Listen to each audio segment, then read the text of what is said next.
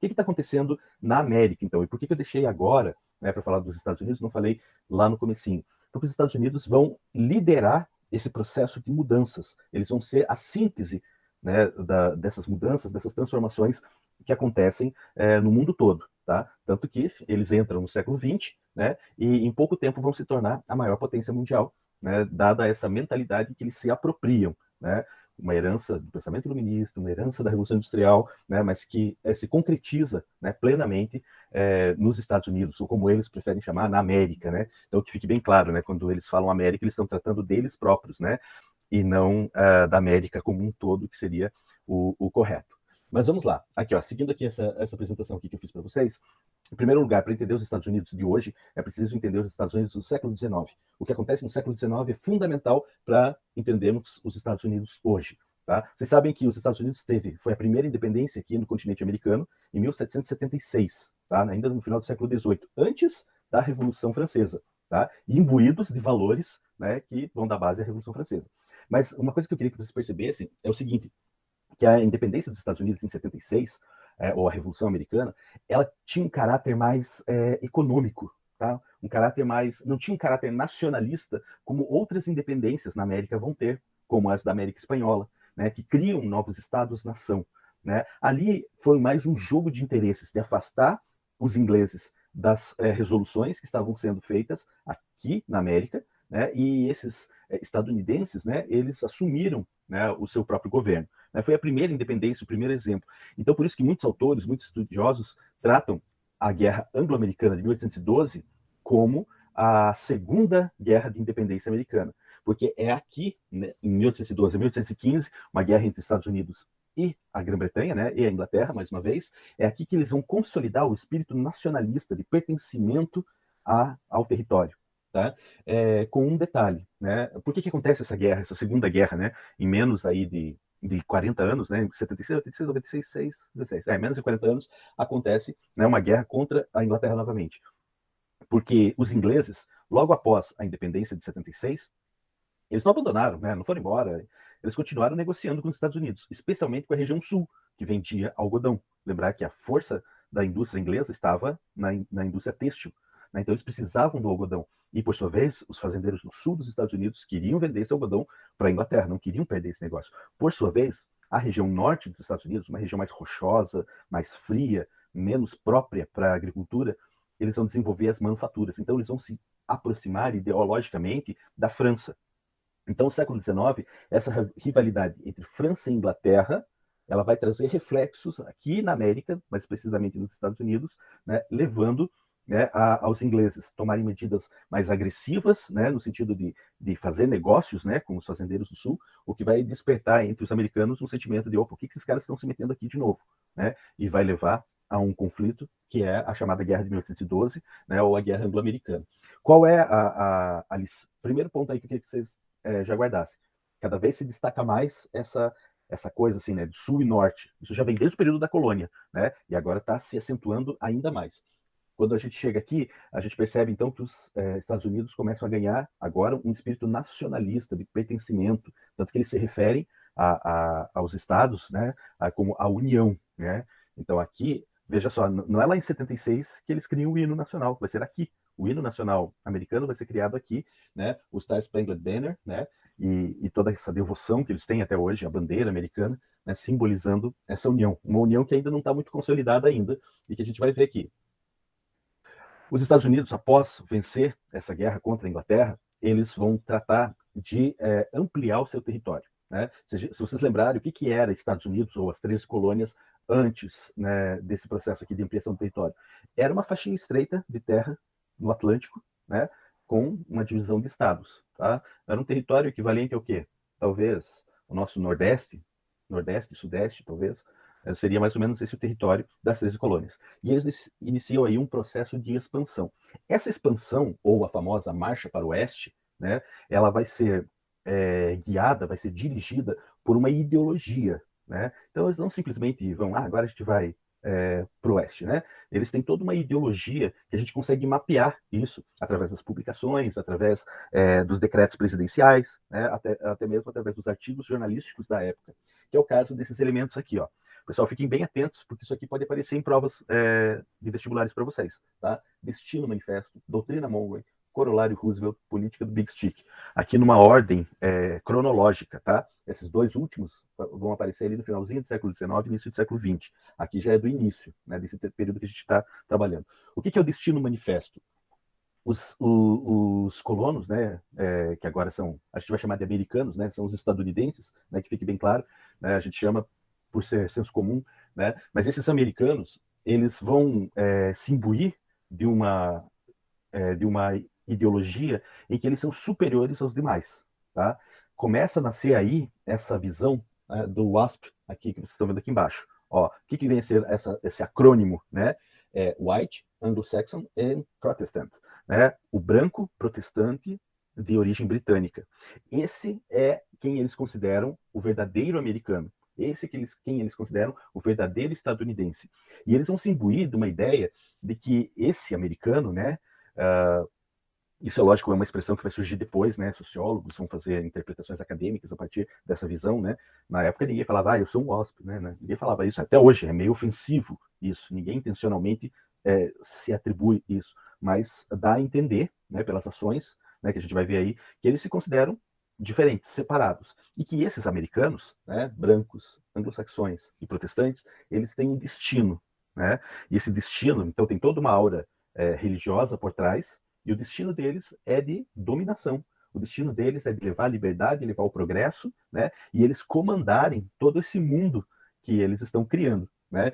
Essa alegoria aqui que vocês estão vendo no quadro com destaque, ela representa bem o que é esse destino manifesto, né? É como se os homens americanos rumando, né? Pode ver que ela está indo em direção ao oeste, né? De leste para oeste. Aqui o leste, onde estavam originalmente as 13 colônias, está claro, né? Estão vendo ali os barcos, né? Trem, as diligências, uma fazenda, né? E eles estão indo para uma região escurecida, onde tem búfalo, onde tem índio, onde tem, não sei se é um urso, se é um lobo isso aqui, né? E eles estão indo em direção a oeste. Então, essa alegoria, né? Veja que ela traz consigo aqui um cabo do telégrafo, né? Esse laço aqui não é o laço mágico da Mulher Maravilha, tá?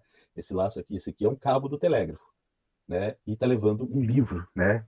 Livro de ciência, né? A ciência, a tecnologia, né? O progresso. Essa é a visão que eles têm de si próprios, né? De que eles estavam indo em direção ao oeste para levar, né? Esse progresso, que esse era o destino deles, né? Uma missão imbuída, né? Dada por Deus para esses homens brancos, saxões, anglo-saxões e protestantes, tá?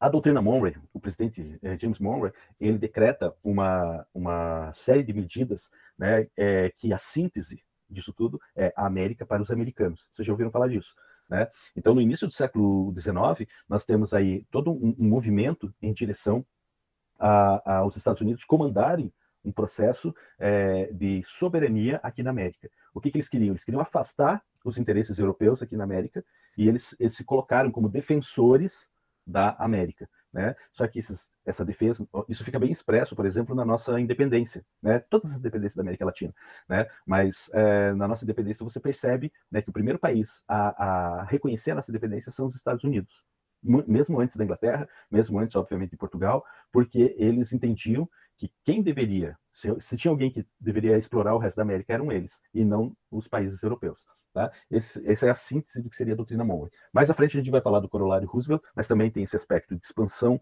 e de dominação dos americanos em relação aos outros países, e a política do Big Stick. Né? A política do Big Stick fica bem evidenciada ali no início do século XX, que é a política da diplomacia. Nós vamos tentar negociar com todos os países, mas se não houver acordo, a gente vai chegar com um porrete na mão, né? Conversamos calmamente, né? Mas se não resolver por bem, a gente resolve por mal, né? É a política do grande porrete, né? Isso mais tarde a gente vai ver ainda essa visão deles. Tá? Quais são os objetivos dessa marcha para o oeste, né? O que tem por trás dessa marcha? É só características humanitárias, né? Queriam levar o progresso? Não. Eles queriam alcançar o Pacífico, afinal de contas, a terra das especiarias ainda está no Oriente, né? E através do Pacífico eles teriam um acesso muito mais rápido, né? A China, a região da China, da Índia, enfim, da Ásia, né? A busca por metais preciosos, né? Ela é uma constante, não só aqui na América do Sul, mas lá também, né? Busca de matérias-primas e fontes de energia. havia necessidade de deslocar o excedente populacional. Então, esses estados que ficavam ali na costa leste dos Estados Unidos, né, eles já estavam inchados, já tinha uma população grande ali. Né? Você sabe, muita gente, muito problema. Então, a ideia era esvaziar, mandar esse povo, esse excedente populacional, para o oeste, né, para ocupar e para garantir o território para os Estados Unidos. Tá? Principalmente a população marginalizada, ou seja, quem eles não queriam lá, os imigrantes que não eram anglo-saxões. Né? Então, é um período de imigração muito intensa, há um incentivo para a vinda, né, de imigrantes europeus, né? Só para vocês terem uma ideia, é nesse momento que começam a vir alemães, italianos, tanto aqui para o Brasil quanto para os Estados Unidos. Eram as duas grandes nações destino dos imigrantes europeus. Tá? E, claro, eles viam os italianos, os alemães, tudo como subespécies. Né? Então, quer vir, venha, mas vai lá para o oeste, né? Vê se ocupa lá, se você der algum lucro, para nós melhor, né? Se não der, não fica enchendo o saco aqui. A ideia é de gerar oportunidades, né? E a gente vai ver que essas oportunidades vão ser geradas. Porém, as terras a oeste, elas tinham 3 problemas. O primeiro, a maior parte da região onde hoje é o centro dos Estados Unidos pertencia aos franceses. Ali eles foram negociando, compraram os territórios e tudo mais. Outra grande parte desse território pertencia à Espanha, tá? Que com os processos de independência cederam alguns territórios, venderam outros, né? Mas nesse meio tempo o México conseguiu sua independência. E boa parte do que é o oeste dos Estados Unidos, boa parte do que é hoje o oeste dos Estados Unidos era do México, tá? Aquilo tudo era México. E aí os americanos resolveram tomar aquele território, ou por bem ou por mal. O território mais emblemático dessa ocupação é o território do Texas. Né? A região do Texas, ela era uma região rica em termos de agricultura, né? Então muitos colonos dos Estados Unidos migraram para o México e fizeram lá, compraram terras, se estabeleceram lá. Mas o México, assim que se torna independente, ele põe fim à escravidão. E esses colonos americanos que estavam no Texas queriam pôr lá mão de obra escrava. E aí entraram em conflito, né, com as autoridades mexicanas. Então, o que resultou disso daí? Eles simplesmente começaram a propagar a ideia que o México era uma ditadura, né, e que essa ditadura deveria ser deposta. Então, há uma revolução na região do Texas. Houve uma revolução em 1836, tá? Em 1836 a gente vai ter a Revolução do Texas, e entre 46 e 48 os Estados Unidos vão entrar em guerra contra o México, tá? A guerra mexicana-americana, onde eles vão tomar, né? Os Estados Unidos vai vencer essa guerra, né? E eles vão tomar grande parte do território que antes era México. Se vocês olharem aqui, ó, isso aqui embaixo, vocês estão vendo que tem o Texas em laranjinha, né? E aqui a região mais vermelho, mais escuro, tudo isso aqui era México. Isso aqui tudo vai ser tomado pelos Estados Unidos. Né? Cerca de 40% do território mexicano vai ser perdido nessa guerra. E um detalhe, aí hoje a gente tem toda essa discussão, né, dos imigrantes, né, dos mexicanos que vão para o território dos Estados Unidos, mas só que um detalhe que ninguém fala é que muitos desses imigrantes, eles estão lá há gerações. Ali sempre foi a casa deles. Só que os Estados Unidos tomou a terra, né, e mudou a fronteira. Então tem muitas pessoas de origem mexicana, de origem, né, latina, de uma maneira geral, né, que vivem lá em condição, né, de estrangeiro, mesmo estando morando lá há muitas gerações. Tá? Porque o que aconteceu foi que os Estados Unidos ocuparam aquela região, e não que essas pessoas foram até essa região. Né? Tem os refugiados, tem os imigrantes, claro que tem, né? Mas tem situações também dessas pessoas que sempre viveram ali naquela região e são tratadas, né, como subespécies. É que os Estados Unidos, então, dê uma olhadinha aqui nesse mapa para a gente ir finalizando, acho que está no final já da nossa aula, os territórios, como ampliou o que era as 13 colônias, né, e eles foram adquirindo territórios. Essa área da Louisiana e a área central era da França, aqui o Texas, Califórnia, Novo México, esse território mais ao norte aqui foi cedido pela Inglaterra, e a Flórida foi comprada da Espanha. Então, veja, é uma expansão que eles entendem ser justa e legítima, né, justificam isso através de um discurso religioso, né, mas que de santo e sagrado não tem nada. Né? É um território que eles tomaram à força.